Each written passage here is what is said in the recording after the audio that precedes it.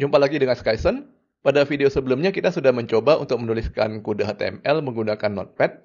Pada video ini kita akan membahas mengenai pentingnya menggunakan text editor yang dirancang khusus untuk menuliskan kode dan contoh fitur-fitur yang ditawarkan oleh text editor.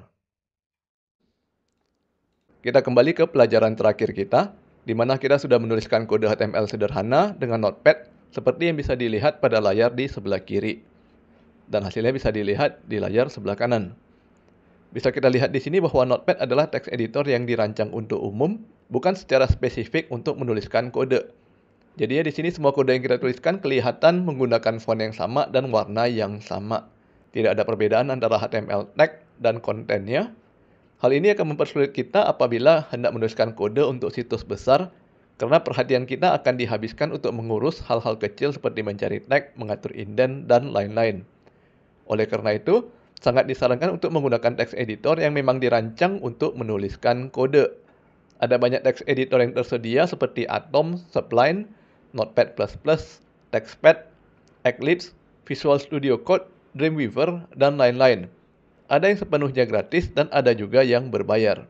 Pada waktu video kursus ini dibuat, text editor yang sedang populer adalah Atom. Oleh karena itu, seluruh video kursus dibuat menggunakan Atom. Text editor Atom bisa diakses pada situs, kita buka ya, atom.io. Kalau kita buka di browser, akan di-redirect ke halaman berita yang kurang menyenangkan ya. Karena pengembang Atom mengatakan bahwa mereka sudah tidak mengembangkan Atom lagi, dan para pengguna Atom disarankan untuk pindah ke Visual Studio Code. Namun bagi teman-teman yang masih tetap ingin menggunakan Atom, mungkin karena ingin tampilan text editornya disamakan dengan video kursus, di sini masih ada link untuk mengunduh Atom. Kalau kita klik, maka kita pindah ke situsnya GitHub. Dan bagi teman-teman yang menggunakan sistem operasi Windows, terutama di komputer versi baru yang sudah 64 bit, bisa menggunakan file atom setup -x64.exe. Sedangkan teman-teman yang menggunakan sistem lain bisa memilih file yang sesuai dengan sistem operasinya. Silakan unduh dan ikuti petunjuk instalasinya. Sedangkan bagi teman-teman yang ingin menggunakan text editor yang lebih update, bisa mengunjungi situs code.visualstudio.com. Kita bisa langsung menuju ke halaman downloadnya ya.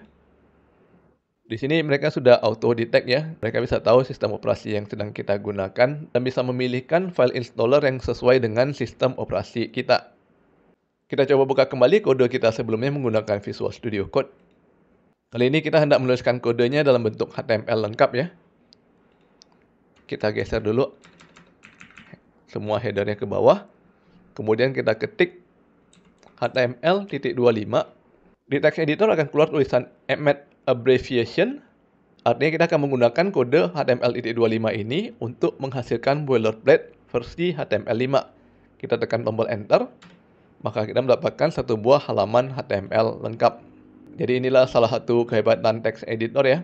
Kita hanya perlu mengetik HTML.25 dan kita bisa langsung mendapatkan kode sebanyak ini. Tidak perlu kita ketik secara manual lagi. Nantinya di video berikutnya kita akan bahas mengenai arti dari masing-masing kode yang dituliskan secara otomatis di sini. Namun khusus untuk video ini, kita akan membahas lebih ke arah text editornya dahulu ya. Bagi teman-teman yang ingin tahu lebih lanjut mengenai apa saja yang bisa kita lakukan dengan Emmet, maka kita bisa membuka browser.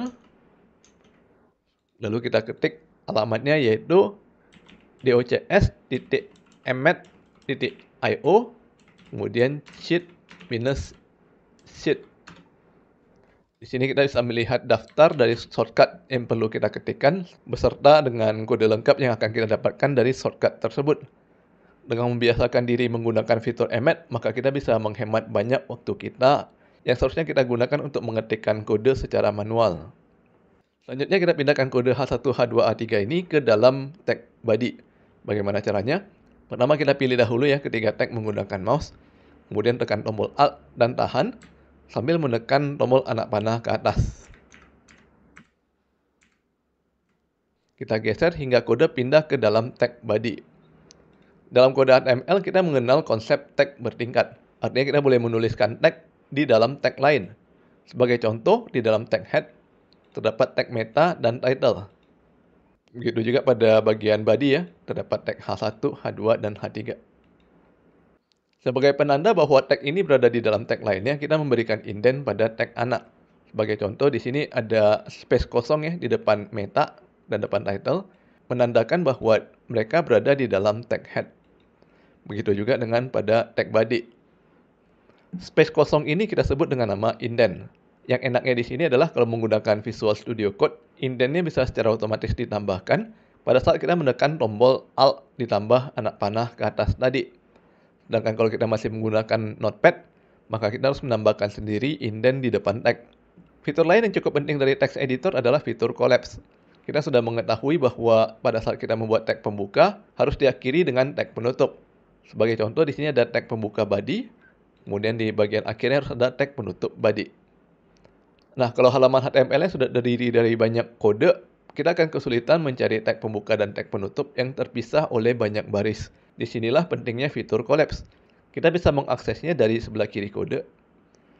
Ada tanda anak panah ya. Kalau kita klik, maka seluruh kode di dalam tag body akan hilang, sehingga kita langsung menemukan tag pembuka dan tag penutup body. Kode kita menjadi lebih sederhana ya. Ini adalah salah satu fitur penting yang bisa kita gunakan untuk menyederhanakan tampilan kode kita. Kegunaan pertamanya adalah untuk memastikan bahwa tag pembuka memiliki pasangan tag penutup. Kegunaan lainnya adalah apabila kita hendak memindahkan kode ini ke tempat lain, maka kita lebih mudah dalam memilih kode karena yang perlu kita pilih hanya dua baris ini ya. Berbeda kalau kodenya kita tampilkan semua, maka kita harus memilih semua dari tag pembuka body hingga tag penutup body. Kita ulangi lagi ya aturan umum penulisan HTML tag. Tag kita tuliskan di dalam tanda kurung siku, kemudian diikuti oleh kontennya. Lalu pada bagian akhir konten kita tuliskan kembali tag tersebut dalam tanda kurung siku, namun ditambahkan dengan tanda slash. Sebagai contoh di sini kita bisa melihat bahwa kita menandakan konten Alice Adventures in Wonderland sebagai tag header tingkat pertama. Tulisan H1 di dalam tag yang dituliskan dalam font berwarna merah kita sebut dengan nama elemen. Selanjutnya kita lihat lagi aturan umum untuk menuliskan atribut. Atribut dituliskan di dalam tanda kurung siku tag dan harus berada setelah elemen. Jadi elemen harus selalu berada di paling kiri, setelah itu baru diikuti oleh nama atribut. Apabila atribut tersebut memiliki nilai, maka kita tambahkan tanda sama dengan setelah nama atribut dan kita tuliskan nilainya dalam tanda petik 2. Sebagai contoh, di bawah ini kita bisa melihat tag elemen HTML yang berwarna merah. Lalu nama atributnya adalah length dan dir yang berwarna kuning. Sedangkan nilai atribut adalah en dan ltr yang diberikan warna hijau. Kita dapat menambahkan tag di dalam tag alias tag bertingkat. Di contoh ini kita bisa melihat bahwa di dalam tag HTML terdapat tag head, kemudian di dalamnya terdapat lagi tag meta. Untuk menuliskan kode yang lebih rapi, biasanya kita memberikan indent untuk konten dari tag. Oke, sampai di sini dulu video kita kali ini. Sampai bertemu lagi di video berikutnya.